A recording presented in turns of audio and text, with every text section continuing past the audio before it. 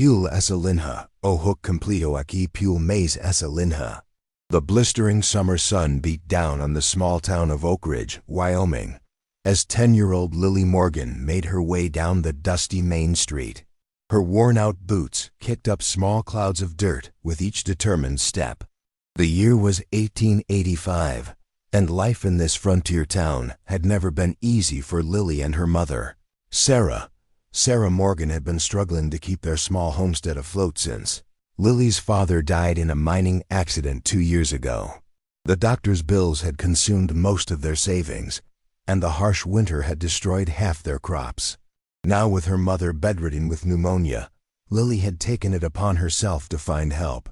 "Excuse me, ma'am." Lily approached Mrs. Peterson outside the general store. "Do you know where I might find Mr. Harrison?" Mrs. Peterson adjusted her bonnet to shield her eyes from the sun. "James Harrison? That wealthy rancher? What business does a little thing like you have with him?" "My mama needs medicine," Lily replied, her chin lifted with determination. "And Mr. Peterson at the pharmacy won't give us any more credit." Mrs. Peterson's face softened. "Oh, child, Mr. Harrison isn't the charitable type. He's at the saloon most afternoons, but—" "Thank you, ma'am," Lily interrupted, already turning toward the saloon at the end of the street. The double-barrel saloon was not a place for children, but Lily had run out of options. She stood outside, gathering her courage, watching men come and go through the swinging doors. The sound of a piano and raucous laughter spilled onto the street. Taking a deep breath, Lily pushed through the doors. The smell of whiskey and tobacco smoke hit her immediately. Conversations halted as heads turned toward the unexpected visitor. "Hey, kid. This ain't no place for children," the bartender called out. Lily ignored him, scanning the room until her eyes fell on a tall man seated alone at a corner table. Even seated, James Harrison cut an imposing figure. His black Stetson hat cast a shadow over his face, but Lily could see his steely gray eyes watching the room carefully. His clothes were finer than most, and a gold watch chain glinted from his vest pocket. "Are you Mr. Harrison, sir?" Lily asked, approaching his table. Harrison looked up, surprise briefly crossing his weathered face. "I am. And who might you be, young lady?" "I'm Lily Morgan, sir. My mama's Sarah Morgan. We have the small homestead east of town." Harrison's expression didn't change. "The widow, I know of her. What brings you here, Miss Morgan? This is hardly a suitable establishment for a girl your age." Lily stood tall, though her heart pounded. "My mama's sick, sir. Real sick. We need medicine, but we can't pay for it. And the doctor won't come anymore without payment up front." "And what does this have to do with me?" Harrison asked, his voice neither kind nor unkind. "People say you're the richest man in the county," Lily said frankly. "I've come to ask for work. I can clean, cook some, tend to horses. I'm stronger than I look." A faint smile tugged at the corner of Harrison's mouth. "Are you now?" "Yes, sir. I've been running our farm mostly by myself these past weeks." Harrison studied her for a long moment. The saloon had gone unusually quiet, everyone watching the exchange. "And if I give you work, what would you do with the money?" Lily didn't hesitate. "Buy medicine for my mama and pay the doctor to come see her." Harrison leaned forward. "You're not asking for yourself then?" "No, sir," Lily replied, her blue eyes steady. "Can you help my mommy instead of me?" Something shifted in Harrison's expression. Those who knew him well might have been shocked to see the hint of softness that crossed his normally impassive face. "I can help both," he said finally, rising from his chair. "Come along, Miss Morgan. Let's get that medicine for your mother." As they walked out together, the saloon erupted in whispers. James Harrison was known as a hard businessman who had built his cattle empire through shrewd, some said ruthless dealings. No one had ever seen him extend charity to anyone. Outside, Harrison's foreman, Bill Turner, waited with their horses. "Change of plans, Bill," Harrison said. "We're going to the doctor's office, then out to the Morgan homestead." Turner looked confused but knew better than to question his boss. "Yes, sir." As they walked toward the doctor's office, Lily trotting to keep up with Harrison's long strides, she ventured a question. "Why are you helping us, Mr. Harrison?" Harrison was quiet for so long that Lily thought he hadn't heard her. Finally he spoke, his voice low. "Because a long time ago, someone helped me when I needed it most. And because sometimes, Miss Morgan, helping others is simply the right thing to do." The ride to the Morgan homestead was mostly silent after leaving town with the medicine. Dr. Wilson had been surprisingly accommodating once Harrison placed a stack of coins on his desk, even insisting on accompanying them to examine Sarah Morgan properly. Lily rode in front of Harrison on his stallion, while the doctor followed on his own horse. The small girl sat rigid at first, clearly uncomfortable with the proximity to the intimidating rancher. As the miles stretched on, however, fatigue began to win out, and she gradually relaxed. "Is it much further, Miss Morgan?" Harrison asked, noticing the child fighting to keep her eyes open. "Just beyond that hill, sir," Lily pointed. "You can see the chimney from here." As they crested the hill, Harrison's jaw tightened. The homestead was little more than a dilapidated cabin with a small barn alongside it. The fields were partially planted, but showed signs of neglect understandable if a young girl had been tending them alone. "That's our place," Lily said, a note of pride in her voice despite the property's condition. "Pa built it himself before I was born." Harrison nodded, saying nothing as they approached. When they reached the cabin, he helped Lily down, then dismounted himself. The doctor followed suit, retrieving his medical bag. "Mama," Lily called, pushing open the door. "I brought help." The interior of the cabin was sparse, but meticulously clean. Harrison noted the patched furniture, the carefully mended curtains, and the single shelf of well-worn books. Despite their poverty, there was dignity here. Sarah Morgan lay on a bed in the corner, her face flushed with fever. She struggled to sit up when they entered. "Lily, who are these men?" Her voice was weak, but her eyes sharpened with maternal concern. "It's all right, Mrs. Morgan," Dr. Wilson said, moving forward. "Your daughter came looking for help, and Mr. Harrison here has paid for my services and your medicine." Sarah's gaze moved to Harrison, standing awkwardly by the door, his hat in his hands. Recognition flickered in her eyes. "James Harrison? The cattle baron?" Her voice held disbelief. Harrison nodded stiffly. "Ma'am." "He's going to help us, Mama," Lily explained, sitting on the edge of the bed. "I asked him for work, but he said he'd help both of us." Sarah's face flushed deeper, though whether from fever or embarrassment was hard to tell. "We don't need charity, Mr. Harrison. We've managed." "Barely," Harrison interrupted. "And there's no shame in accepting help when it's needed." "Doctor." Wilson had already begun his examination, frowning as he listened to Sarah's chest with his stethoscope. "This pneumonia is quite advanced, Mrs. Morgan. You'll need complete bed rest and regular medication." "I'm frankly surprised you've managed this long." "We do what we must," Sarah said simply. Harrison moved closer, studying the determined woman.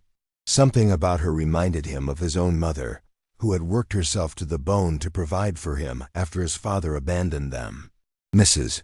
Morgan, I have a proposition," Harrison said suddenly. "Your daughter came to me asking for work. I find myself in need of household help at my ranch. The previous housekeeper left to get married last month." Sarah's eyes narrowed. "What exactly are you suggesting, Mr. Harrison?" "I'm offering your daughter the job she requested, with quarters for both of you at my ranch until you recover. After that, we can reassess the situation." "And our home? Our land?" Sarah asked. "Will remain yours. I'll have some of my men tend to your fields in the meantime." Dr. Wilson nodded approvingly. "That would be the best solution for your recovery, Mrs. Morgan. You need proper care." Sarah looked at her daughter, who was watching the exchange with wide eyes. "Lily, could you fetch some water for Dr. Wilson, please?" Once the girl had gone outside to the well, Sarah turned back to Harrison. "Why would you do this, Mr. Harrison? We're nothing to you." Harrison was silent for a moment, his eyes drifting to the small family portrait on the bedside table, Sarah, Lily, and a man who must have been Lily's father. "Your husband was Thomas Morgan, wasn't he?" Harrison asked quietly. Sarah nodded, surprise evident on her face. "You knew him?" "Not well, but he helped me once, years ago, before you moved here." My horse threw me during a snowstorm about 10 miles outside of Laramie. Would have frozen to death if he hadn't found me. Refused any payment, said helping was just the decent thing to do. Harrison paused. I never forgot that. Sarah's eyes filled with tears. That sounds like Thomas. Consider this repaying a debt, Mrs. Morgan, nothing more. The door opened as Lily returned with a bucket of water. She looked between the adults, sensing the changed atmosphere. Are we going to Mr. Harrison's ranch, Mama? She asked, hope and uncertainty mingling in her voice. Sarah held her daughter's gaze for a long moment before nodding slowly. Yes, I believe we are. At least until I'm well again. Harrison cleared his throat. We'll come back for your belongings tomorrow. For now you should take the medicine and rest. Dr. Wilson can ride back with me and return in the morning to check on you. As he turned to leave, Lily caught his hand. The gesture surprised him, and he looked down at the small fingers clutching his weathered ones. Thank you, Mr. Harrison, she said solemnly. Pa always said that good deeds come back around someday. Harrison's expression remained impassive, but he gave the small hand a gentle squeeze before withdrawing his own. We'll return at first light, he said, nodding to Sarah before stepping outside. As they rode away, Dr. Wilson glanced curiously at Harrison. That was uncharacteristically generous of you, James. Harrison's gaze remained fixed on the trail ahead. Perhaps I'm not as predictable as everyone thinks, Doctor. But as they rode, Harrison couldn't help but wonder what exactly he had gotten himself into, and why the sight of a small girl's determination had broken through decades of carefully maintained indifference. The Harrison Ranch house stood like a monument to success amid the rolling Wyoming landscape. 2 stories of solid construction with a wide wraparound porch. It was the largest private residence for 50 miles. As the wagon carrying Sarah and Lily Morgan approached, Lily's eyes widened with wonder. It's like a castle, Mama, she whispered. Sarah, still weak but sitting upright thanks to the medicine, squeezed her daughter's hand. Remember, we're here to work, not to gawk. Harrison rode alongside the wagon, driven by his foreman. He'd been mostly silent during the journey, responding to Lily's occasional questions with brief answers. Now as they approached his home, he seemed almost uncomfortable. Mrs. Winters is my cook, he explained as they pulled up to the house. She'll show you around. I've had the east wing prepared for you both. East wing, Sarah repeated, looking overwhelmed. Mr. Harrison, a simple room would suffice. Harrison dismounted. The east wing is more private. You'll recover better there, away from the bustle of the main house. Before Sarah could protest further, the front door opened, and a plump, gray-haired woman emerged, wiping her hands on her apron. So these are our guests, Mrs. Winters said, her kind face crinkling into a smile. Come in, come in. I've got stew simmering and fresh bread just out of the oven. Harrison helped Sarah from the wagon while Bill assisted Lily, the small family's belongings pathetically few. Harrison had noted when they were loaded, would be brought in later. Mr. Harrison, I need to speak with you about the cattle drive preparations, Bill said quietly. Harrison nodded. Mrs. Winters will get you settled, he told Sarah and Lily. I have business to attend to. As he walked away with Bill, Lily called after him. Will you eat supper with us, Mr. Harrison? Harrison paused, surprised by the question. He rarely took meals with anyone besides Bill or visiting business associates. I have work to do, he said finally. Disappointment flashed across Lily's face before she quickly hid it. Yes, sir. Thank you again for your help. Something about that quickly masked disappointment tugged at Harrison. Perhaps I can join you briefly, he found himself saying. Mrs. Winters raised her eyebrows, but wisely said nothing as she ushered Sarah and Lily inside. The east wing of the house consisted of 2 bedrooms connected by a sitting room, with large windows overlooking the eastern pastures. Sarah sank gratefully onto a soft chair, her face pale from the exertion of the journey. This is too much, she murmured, looking around at the comfortable furnishings. Nonsense, Mrs. Winters said briskly. These rooms have been empty for years. Does my old heart good to see them used? She turned to Lily. Now, young lady, Would you like to help me set the table for supper? Lily nodded eagerly, following Mrs. Winters while casting a concerned glance back at her mother. I'll be fine, darling, Sarah assured her. Go ahead. In the kitchen, Mrs. Winters set Lily to work arranging silverware while she stirred her stew. Has Mr. Harrison always lived alone? Lily asked, carefully placing each spoon just so. Mrs. Winters measured her words carefully. Mr. Harrison has been alone a long time. He was married once many years ago, before you were born. What happened to his wife? She and their baby died in childbirth, Mrs. Winters said softly. He hasn't been the same since. Lily absorbed this information silently.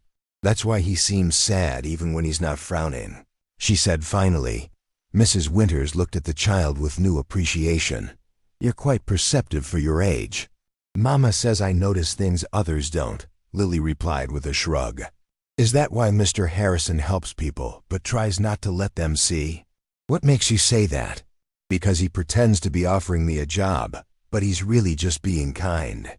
And he doesn't want anyone to know, Mrs. Winters chuckled. Mr. Harrison would be mortified to hear you say that.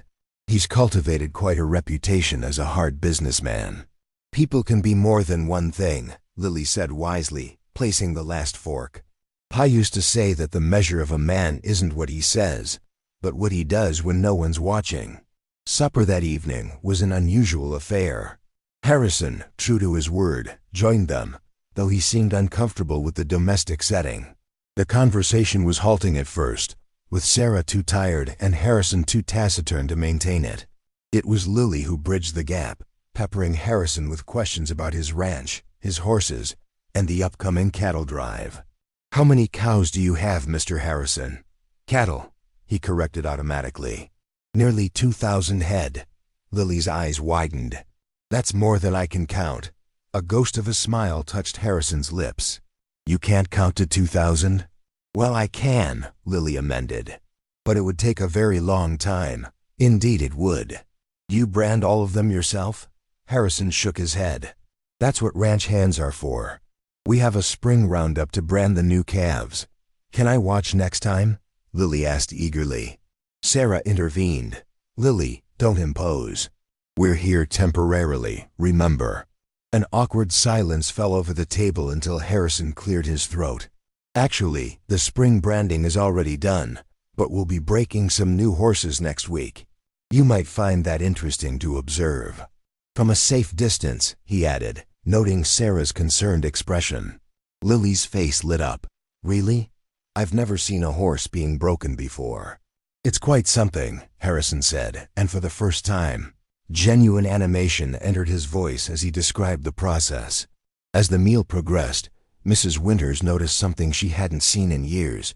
James Harrison was gradually relaxing, the perpetual tension in his shoulders easing slightly. By the time he excused himself to return to his work, he had answered at least a dozen of Lily's questions and even managed a brief, stilted conversation with Sarah about the history of the ranch. Later that evening, as Mrs. Winters helped Sarah prepare for bed, the ailing woman voiced her concerns. I'm grateful for Mr. Harrison's help, truly, but I worry about overstepping. We're essentially strangers to him. Mrs. Winters tucked the blankets around Sarah with practiced efficiency. James Harrison has lived behind walls of his own making for 20 years, she said quietly. Your daughter just might be the first person who's found a crack in them. What do you mean?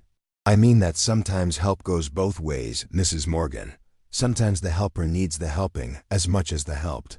She patted Sarah's hand. Rest now. Things have a way of working themselves out. In his study, Harrison sat at his desk, ledgers open before him, but his mind kept drifting to the unusual dinner conversation. He couldn't remember the last time he'd discussed anything beyond business at his table. Lily's innocent questions and obvious admiration had been ... refreshing.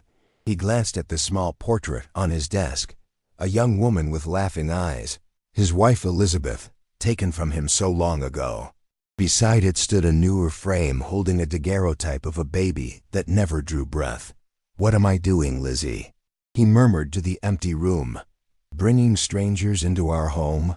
But as he finally turned his attention back to his accounts, Harrison realized that for the first time in years, the enormous house didn't feel quite so empty. 3 weeks passed quickly at the Harrison Ranch. Under Dr. Wilson's care and Mrs. Winter's hearty cooking, Sarah Morgan's health improved steadily. Lily, meanwhile, had become a fixture around the property, dividing her time between helping her mother, assisting Mrs. Winters in the kitchen, and most surprisingly shadowing Harrison whenever he allowed it. The unlikely friendship between the stern rancher and the curious girl had become a source of quiet amazement among the ranch hands. They'd grown accustomed to seeing Lily trotting alongside Harrison as he made his rounds, peppering him with questions that he answered with unexpected patience. On this particular morning, Harrison found Lily sitting on the corral fence, watching as Bill and 2 other hands worked with a spirited young mare. "Careful there," Harrison said, lifting her down. "That's not a safe place to sit." "Sorry, Mr. Harrison," Lily said, not looking particularly contrite. "But I wanted to see better. Bill said this mare is special. Did he now?" Harrison looked over at the beautiful chestnut horse circling the corral. "She does have good lines. Strong, but too headstrong for most riders." "Like you," Lily said matter-of-factly. Harrison raised an eyebrow. "I beg your pardon?" "Mrs. Winters says you're the most stubborn man in Wyoming territory," Lily explained, "but that it serves you well in business." A surprised laugh escaped Harrison, a sound so rare that Bill actually turned to stare. "Mrs. Winters should mind her own business," Harrison said, but without heat. "She also says you're the most generous, but you hide it because you think it makes you look weak." Harrison's amusement faded. "You and Mrs. Winters have discussed me at length, it seems." Lily nodded. "She likes you a lot. So do I." She hesitated. "And Mama does too, though she worries about imposing." Harrison shifted uncomfortably. Personal conversations remained difficult for him, even after weeks of Lily's straightforward observations. "Your mother is recovering well," he said, changing the subject. "Dr. Wilson says another week of rest should see her fully recovered." Something like sadness crossed Lily's face. "Then we'll go back to our homestead." "That was the arrangement," Harrison confirmed, surprised to find himself equally unenthusiastic about the prospect. "Mr. Harrison," Lily began hesitantly, "could we ... Could we stay? Mama can work as your housekeeper for real, not just because you're being kind, and I can help too.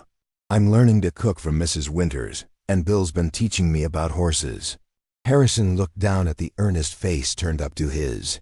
In just 3 weeks, Lily Morgan had somehow worked her way past defenses he'd maintained for decades. Her mother, too, with her quiet dignity and determination, had earned his respect. The truth was, Harrison had been contemplating a similar arrangement himself. The house had come alive with their presence in a way it hadn't been since Elizabeth died. But old habits of emotional distance were hard to break. "That would be your mother's decision," he said finally. "And she may prefer the independence of your own homestead." "But it's so hard there," Lily said, her voice small. "Mama works all day, and still we barely manage." And she broke off, looking away. "And what?" Harrison prompted gently. "And I'd miss you," Lily admitted. "You've been like I imagine a grandfather would be." Harrison felt something catch in his chest. A grandfather. He'd long ago abandoned the hope of family, of descendants. Elizabeth's death had ended that dream. Yet here was this child, looking at him with genuine affection. "Lily, Mr. Harrison." Sarah's voice called from the direction of the house. They turned to see her walking toward them, her strength visibly improved from when they'd first arrived. "Mama, you shouldn't be walking so far," Lily scolded, rushing to her side. Sarah smiled, tucking a strand of hair behind her ear. "Dr. Wilson said short walks are good for me now. Besides, Mrs. Winters sent me to call you both for lunch." As they walked back toward the house, Harrison found himself studying Sarah Morgan. Without the pallor of illness, she was a handsome woman, perhaps in her early 30s, with the same determined chin as her daughter. Her brown hair, usually pulled back severely, had a few strands escaping today, softening her appearance. "Mr. Harrison," Sarah said suddenly, I'd like to discuss our arrangement. Now that I'm recovering. Mama, I asked Mr. Harrison if we could stay, Lily interrupted. As real workers, not just ... you know. Sarah's cheeks colored. Lily, that's presumptuous. Mr. Harrison has already been more than generous. Harrison cleared his throat. Actually, Mrs. Morgan, I was considering making you an offer along those lines. Sarah stopped walking, surprise evident on her face. You were? The position of housekeeper remains unfilled. Mrs. Winters could use the help, especially with the cattle drive approaching. We'll have a dozen extra hands to feed. And what about our homestead? Harrison hesitated. This was the delicate part. I've had Bill and some of the men look at your land. The soil's not particularly good for farming, Mrs. Morgan. That's why your crop struggled even before your illness. Sarah's face fell. I feared as much. However, Harrison continued, it adjoins my eastern grazing land. I'd be interested in purchasing it at a fair price, naturally. You could use the money to secure your future, whether you choose to stay on here or establish yourselves elsewhere. Sarah was quiet for a long moment. You've thought this through carefully. I'm a businessman, Mrs. Morgan. I don't make unconsidered offers. Is that all this is? Business? The directness of her question caught him off guard. Before Harrison could formulate a response, they reached the house where Mrs. Winters waited on the porch. There you are. The stew's getting cold, and I've just pulled fresh bread from the oven. The conversation was necessarily postponed as they settled around the dining table. Harrison found himself watching the interactions between Sarah, Lily, and Mrs. Winters, the easy familiarity they'd developed, the way they'd transformed his house from a mere dwelling into something that felt like a home. After the meal, Harrison excused himself to his study, needing time to think. He'd just settled behind his desk when a knock came at the door. Come in, he called, expecting Bill with news about the mare. Instead, Sarah Morgan entered, closing the door softly behind her. I apologize for interrupting, she said, but I felt we should finish our conversation privately. Harrison gestured to the chair across from his desk. Please sit down. Sarah sat, her hands folded in her lap. Before I address your offer, Mr. Harrison, I need to understand something. Why have you done all this? And please don't tell me it's repaying a debt to my late husband. A hot meal and a ride to safety hardly equates to 3 weeks of housing and medical care for strangers. Harrison leaned back in his chair, considering his words carefully. When your daughter came to me that day in the saloon, she reminded me of someone. Who? Myself, Harrison admitted. I was orphaned young, left to fend for myself. No one helped me until I was old enough to work cattle. I promised myself that if I ever succeeded, I'd remember what it was like to have nothing. Sarah studied him. Yet people call you a hard man. In business I am. I have to be. But that doesn't mean, he trailed off, unaccustomed to explaining himself, that you can't also be kind, Sarah finished for him. Lily saw that in you immediately. She has a gift for seeing people as they truly are.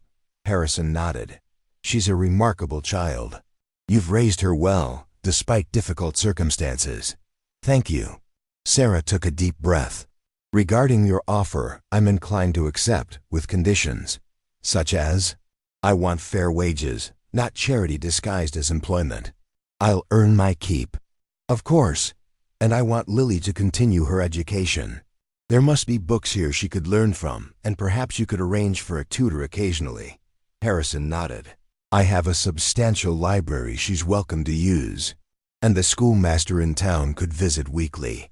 And finally, Sarah said, her voice softening slightly, I'd like us to be clear about expectations. I'm a widow accepting a position in a bachelor's household. People will talk. Harrison felt heat rise in his face. Mrs. Morgan, I assure you, my intentions are entirely proper. I would never, I know, she interrupted gently. But others may speculate. I need to protect my reputation and Lily's future. I understand. Harrison thought for a moment. We could draw up a formal employment contract, everything clearly stated. Sarah smiled, relief evident in her expression. That would be perfect. As they discussed the details, Harrison realized something had shifted between them. There was a new ease, a mutual respect that had evolved over the weeks of shared meals and conversations. Later that evening, after Sarah had gone to inform Lily of their decision, Harrison stood on his porch, watching the sunset paint the Wyoming sky in brilliant oranges and purples. Bill joined him, offering a cigar. "Something's different about you, boss," Bill observed, striking a match. "Is it?" Harrison accepted the light, puffing the cigar to life. "3 weeks ago, you wouldn't have given that woman and her child a second glance. Now you're offering them a permanent place here." Harrison exhaled a cloud of smoke. "People change, Bill." "Some do," Bill agreed. "Most don't."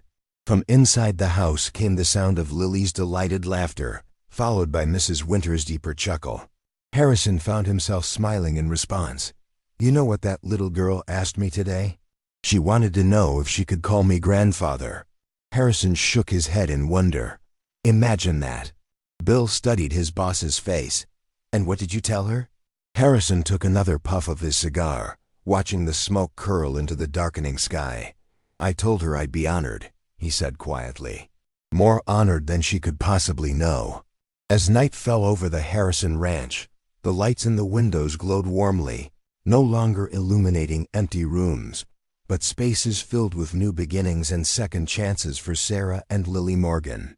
Certainly, but perhaps most of all for James Harrison himself, who had finally found what his wealth could never buy: a family.